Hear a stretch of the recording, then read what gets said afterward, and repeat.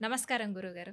గురుగారు గురుగారు అన్ని విగ్రహాలు మన ఇంట్లో ఉంటాయి కదా, కానీ అవును. శ్రీకృష్ణుని విగ్రహం అసలు ఇంట్లో పెట్టుకోవచ్చు అంటారా? ఇది ఎలా ఉందంటే, అంటే చాలామందికి సందేహం ఉంది కానీ, ఆ సందేహం అవును. ఎంత అన్యాయమైన సందేహం అంటే, ఉమ్, ఇల్లు కట్టుకుంటాం, ఉమ్, ఇంట్లో మనం ఉండాలా వద్దా అన్నట్టుంది. అమ్మ, కృష్ణుడు అంటే మన కోసం జీవించినవాడు, ధర్మాన్ని స్థాపన చేసినవాడు, పరమాత్మ. పరమాత్మను విగ్రహ రూపకంలో కొలుచుకోవడం అనేది మన తరతరాల నుంచి వస్తుంది. ఎందుకు విగ్రహ రూపకంగా కొలుచుకుంటాము అంటే, ఇప్పుడు ఒక రాయి ఉందమ్మా, ఆ రాయిని ఎన్ని రూపాలుగా చూడొచ్చు మనం అంటే, బయటికి వెళ్తే ఉమ్, ఒక చెక్కుతాం, ఒక నెంబర్ బోర్డు లెక్క రాసుకోవచ్చు. ఉమ్, శిల్పి చెక్కాడు అనుకోండి, ఉమ్, అమ్మవారు రూపకంగా చేస్తే అమ్మవారు అవుతుంది, అవును, లింగ రూపకంగా చేస్తే లింగం అవుతుంది, అవును, నారాయణ స్వామి రూపకంగా చేస్తే నారాయణ స్వామి అవుతాడు, ఉమ్, కృష్ణుని రూపకంగా చేస్తే కృష్ణుడు అవుతాడు, రాముని రూపకంగా చేస్తే రాముడు అవుతాడు. అవును, అంటే దీన్ని బట్టి ఏం అర్థం చేసుకోవాలి, రాయి ఒకటే, ఉమ్, చెక్కేవాడిని బట్టి ఉంటుంది. ఉమ్, అంటే మనం కూడా అంతే, పరమాత్మ ఒకడే, చూసే రూపకంగా ఉంటుంది. ఇప్పుడు దేవుణ్ణి ఇంట్లో పెట్టుకోవచ్చా పెట్టుకోవద్దా అని అంటున్నారు. దేవుడు అంటే ఎవరు? ఎక్కడ లేడు దేవుడు, పంచభూతాల్లో ఉన్నాడు. ఉమ్, అంటే మనకు ఉన్నటువంటి వాయుతత్వం కానీ, అగ్నితత్వం కానీ, జలతత్వం కానీ, ఆకాశతత్వం కానీ, భూతత్వం కానీ, ఈ తత్వాలన్నీ కూడా పరమాత్మ ఉన్నాడు. లేకపోతే నువ్వు గాలిని పీల్చు గాలిని వీయు అని చెప్పేది నువ్వు చెప్తున్నావా, నేను చెప్తున్నానా? లేదు, పలానా వ్యక్తులు చెప్తున్నారా? లేదు కదా. ఎవరు చెప్పట్లేదు. గాలి పని గాలి చేస్తుంది. అవును, ఎండ, సూర్యుడు కానీ, అగ్ని కానీ ఈ విధంగా వీచు, ఈ విధంగా వెలుగు, ఈ విధంగా ఉష్ణోగ్రతలు పెంచు, ఈ విధంగా అగ్నితత్వాన్ని చూపెట్టు అనేది మనం చెప్తున్నామా?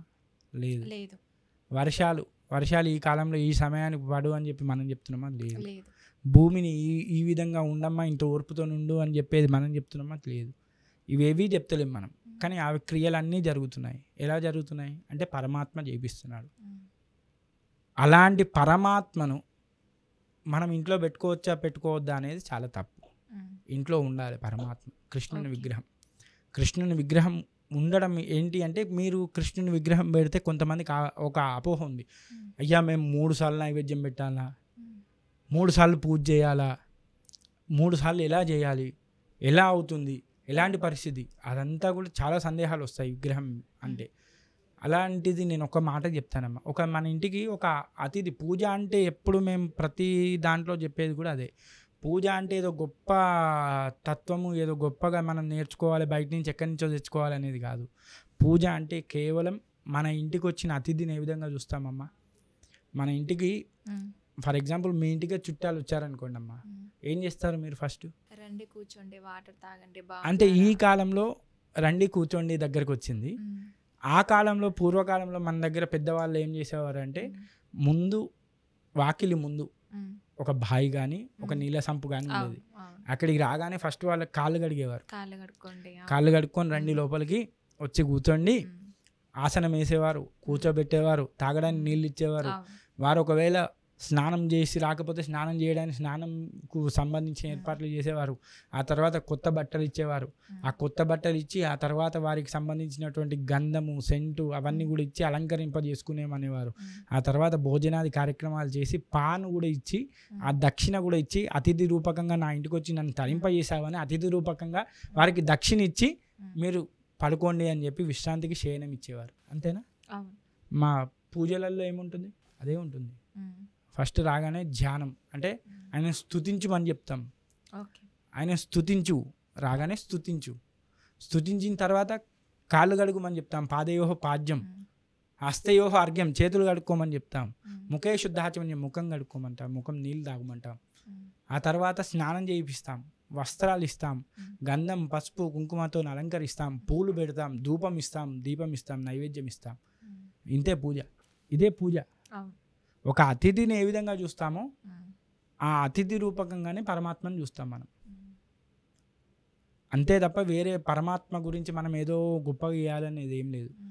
విగ్రహాన్ని పెట్టుకోవడం ద్వారా మన ఇంట్లో ఏమవుతుంది అంటే, విగ్రహం రూపకంలో పరమాత్మ మన ఇంట్లో సంచరిస్తాడు.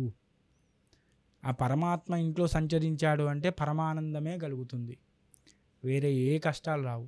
ఓకే. అంటే చాలా మందికి సందేహం ఉంటుంది. అదే అమ్మా నేను అనేది అదే, అందుకే చెప్తున్నాను పరమాత్మను ఇంట్లో పెట్టుకోవడం ద్వారా మనకు అందరికీ కూడా మోక్షప్రదాయకుడు అవుతాడు, మన ఇంట్లో ఆనందం ఉంటుంది. నిత్యము ఆయనకు ఒక అతిథి రూపకంగా స్వామివారే వచ్చి కూర్చున్నారు కాబట్టి సాక్షాత్తు ఒక మామూలు మీ చుట్టం వస్తేనే నువ్వు వచ్చి కూర్చోండి ఛాయ్ తాగుతారా టీ తాగుతారా హడావుడి చేసి పంచభక్ష పరమాన్నాలు పెడతామే, సాక్షాత్తు ఆది మధ్యాంత రహితుడు, ఆయనకు అంచం లేదు ఏది లేదు, అలాంటి స్వామిని తీసుకొచ్చాము మన ఇంట్లోకి. ఆ స్వామిని తీసుకొచ్చినప్పుడు మనం చేయాల్సింది ఇంతకన్నా గొప్పగా చేయాలి. అంతే హైరాణ పడి ఏదో పూజలు చేసుకొని ఏదో తపస్సులు చేసుకొని ఏదో మంత్రాలు చదవాలి అది చదవాలి, ఏం రాకపోయినా భక్తిపూర్వకంగా స్వామి నైవేద్యం, స్వామి పూలు, స్వామి నీళ్ళు, స్వామి హారతి అని మనసులో ఎలాంటి కల్మషం లేకుండా చెయ్యి, పుణ్యం కలుగుతుంది. అంతే తప్ప విగ్రహం పెట్టుకుంటే నేను 3 పూటలు పూజ చేయాల్సి వస్తుందేమో, విగ్రహం మన ఇంట్లోనే పెట్టొద్దు, అలాంటిది ఏం ప్రామాణికాలు లేవమ్మా. విగ్రహాన్ని తప్పకుండా విగ్రహారాధన అనేది మన శాస్త్రాల్లో ఎప్పటి నుండో చెప్పి ఉంది, ఎప్పుడో కొన్ని తరాల నుంచి కూడా మనం పాటిస్తూ ఉన్నాము. ప్రతి ఇంట్లో కూడా విగ్రహాలు ఉన్నాయి, ఒక కాలంలో ఉన్నాయి, ఇప్పటికీ కూడా చాలా ఇళ్ళలో ఉన్నాయి. కాబట్టి కృష్ణుని విగ్రహాన్ని పెట్టుకోవడంలో ఎలాంటి అభ్యంతరం కానీ ఎలాంటి ఆక్షేపణ కానీ ఎవరికి ఏం అవసరం లేదు. తప్పకుండా కృష్ణుని విగ్రహం పెట్టుకోవచ్చు, కృష్ణునితో పాటుగా అన్ని విగ్రహాలు కూడా పెట్టుకోవచ్చు. కానీ దానికి ఒక ప్రామాణికం ఉంటుంది, ఆ ప్రామాణికాన్ని తెలుసుకొని దాని ప్రకారంగా విగ్రహాన్ని పెట్టుకొని విగ్రహారాధన చేస్తూ మీరు సుఖంగా జీవితాన్ని గడుపుకోవచ్చు. ఓకే గురుగారు, చాలా చక్కటి వివరణ అందించారు, ధన్యవాదాలు.